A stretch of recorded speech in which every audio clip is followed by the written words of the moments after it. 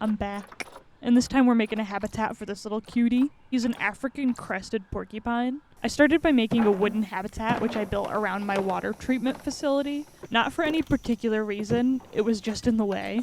I changed the front section of wood to one-way glass, after which I went about placing several iterations of a water source, before finally making this one and having my porcupines brought to me. And it's really rude that something that looks so cuddly isn't huggable. I just really like their goofy little faces. They remind me of my guinea pigs, which makes sense because porcupines are rodents.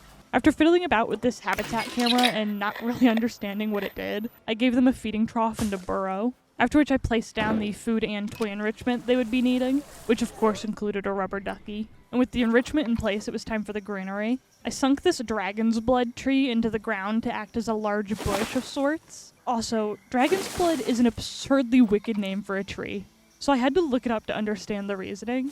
And as far as I understood it, the name comes from the red sap that the tree produces, which does look strikingly like blood. After placing down all the bleeding trees I wanted, I pulled out some rocks to line the back of the water, before pulling up the construction tab to add a small waterfall, going back in after to add some more desert rocks, also going in with my favorite small bush to sink into those rocks, after which I came full circle and pulled up the trees again to add more greenery to the rest of the habitat, specifically using this very thin tree because I knew I wanted to add a nice amount of ground clutter, specifically in the form of my favorite small bush. I placed them mostly around the base of trees, but I did use some to cover the burrow a bit, before going in with rocks to properly cover it. I tried not to be too particular with it though, because it's tucked into the back corner, so it's not all that visible anyway. After that was finished, I grabbed a small cluster of my pebble rocks, which I placed around and in the water, after which I took a step back and decided that the glass had to go, so I replaced it with a null barrier and went about trying to make my own fence.